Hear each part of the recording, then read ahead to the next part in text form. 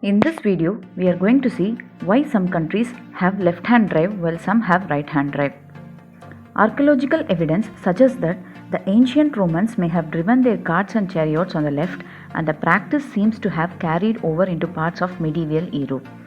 The reasons for this are not entirely certain, but some believe it arose as a matter of safety. The majority of people are right-handed, so driving or riding on the left would have allowed them to wield a weapon with their dominant hand if they crossed paths with an enemy. Until as recently as the 1700s, horse and wagon traffic was so light that the decision to drive on the left or right often varied according to local custom.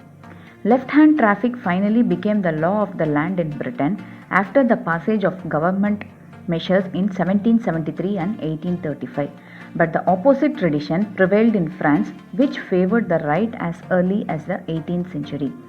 These two countries later exported their driving styles to their respective colonies, which is why many former British territories such as Australia, New Zealand, South Africa and India still drive on the left. In United States, meanwhile, many researchers trace the beginning of right-hand traffic to the 18th century and the rise of freight wagons pulled by large teams of horses.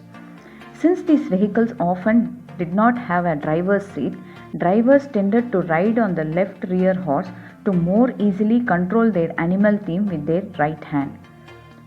As the wagons became more popular, traffic naturally moved to the right, so drivers could sit closer to the center of the road and avoid collisions with one another. When cars were invented, Henry Ford was a big influence in American driving customs as he built his Ford Model T with the driver on the left side of the car, meaning drivers would have to drive on the right side of the road so their passengers could exit the car on the curb and not into oncoming traffic.